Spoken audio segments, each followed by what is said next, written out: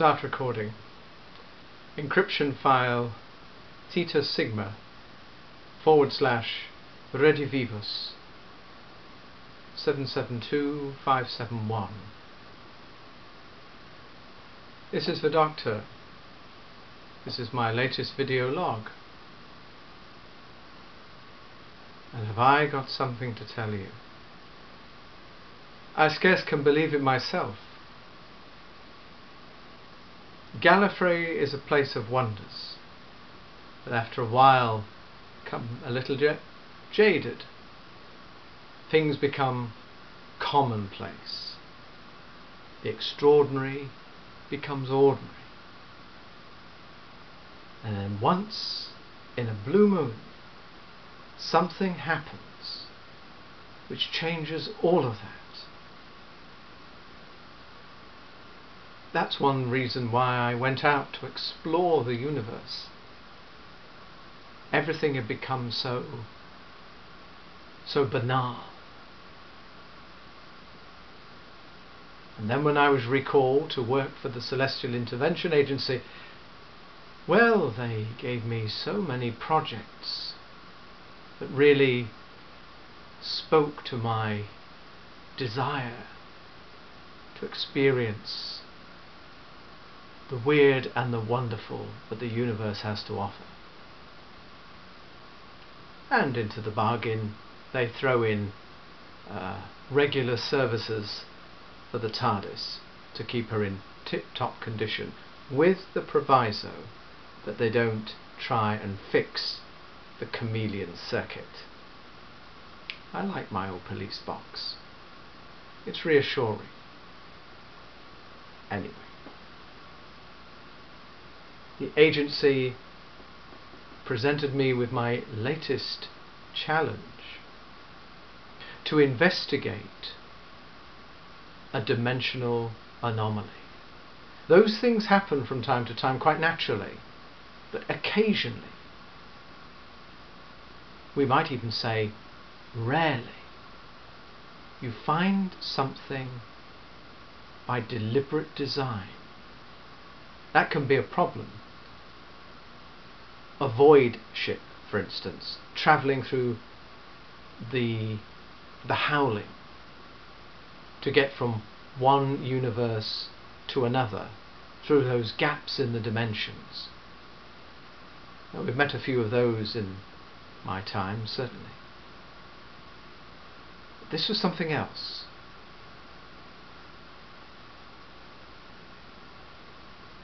Our team had managed to scrape off some surface data, and it seemed to be a bubble universe had suddenly come into existence. Judging by its mass, it was pretty big indeed. In fact, there was a very large planet within it. What was equally interesting, and I might say slightly disturbing, is that the whole ecosystem, the planet and all the people on it and all the animals, everything, was frozen in a single moment in time. How could I resist trying to investigate this? But how was I going to do it? It was trapped, it was locked. How do you break a time lock on something that's as big as a planet? Then it occurred to me, if you want to melt ice, you need a heat source, and you apply it at one point and then it burrows through. So surely with a time lock you bombard it with temporal energy. So I went to the coordinator of the Celestial Intervention Agency, Maltravers, and got him to pull a few strings, and he gave me control of some Artron cannons. Well, they're pretty impressive when they're at work. And so we set to it, my team and I. And it soon became clear that the planet we were trying to unlock was Gallifrey. As we continued with the temporal bombardment to break the time lock, we continued to gather data about the planet within the bubble universe. Yes, it was Gallifrey, but it wasn't our Gallifrey. That was something of a relief, because it clearly wasn't anything from our past, and we needed to be reassured that it wasn't anything from our future. It didn't seem a very pleasant prospect. Frozen in a single moment, lost in another universe. So having burrowed through the time lock, we managed to get to a part of the capital where perhaps we would get the information we desired. And we focused on what seemed to be a war room. Certainly it was filled with, I suppose, the military elite. If anybody would know, surely it would be them. And once we'd broken through to that chamber, and we began to see the figures move out of the time lock, I went down there by time ring to investigate further. And what I learnt from the General and his team shocked me. This other Gallifrey had been in a war with the Daleks. Now, the Daleks are a major threat in the universe. They don't possess time technology, well, not here anyway. And any attempts they've made to develop such technology has always seemed to fail. But not in the other universe. They had become masters of time in their own right, and had become the principal rivals to the Time Lords themselves. A time war ensued, and the whole of creation was hanging in the balance. And it seemed as though maybe the Time Lords were going to lose.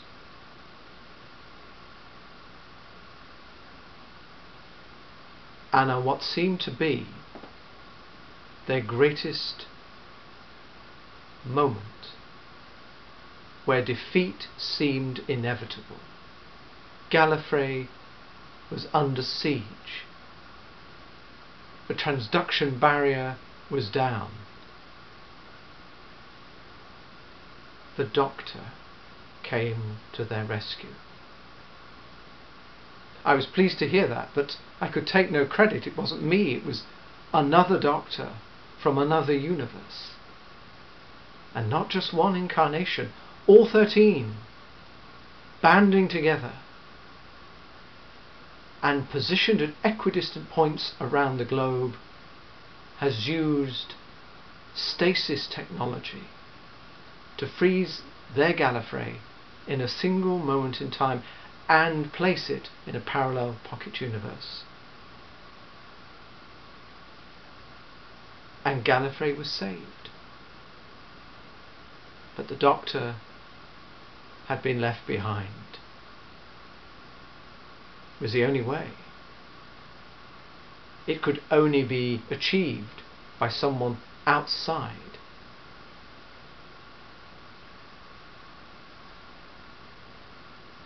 And so I hit upon a notion.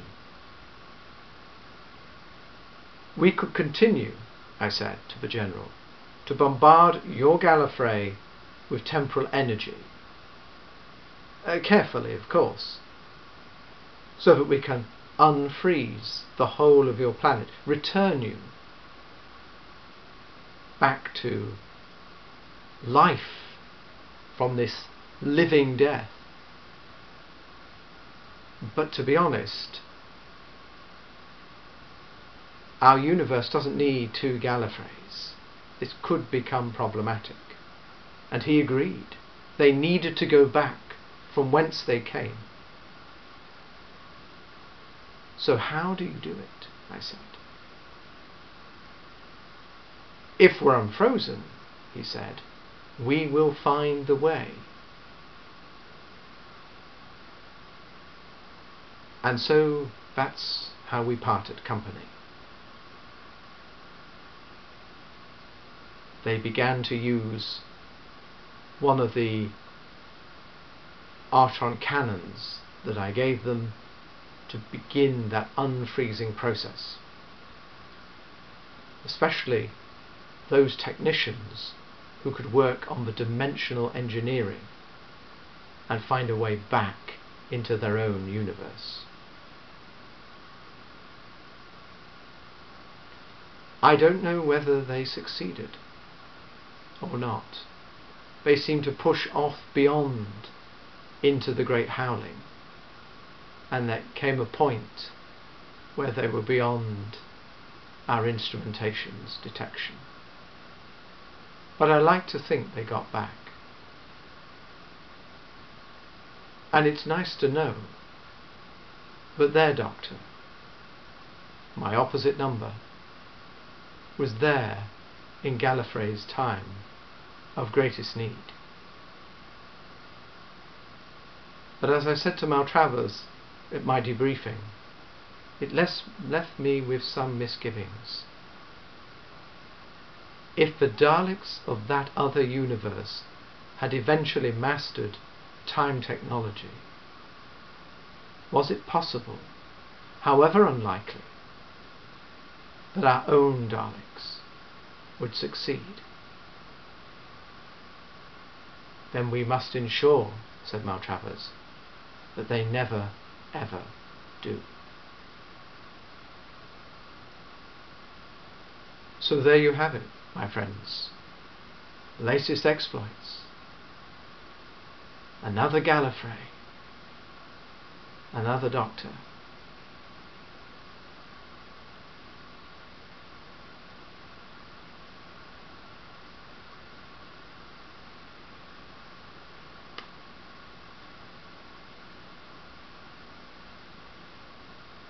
End recording.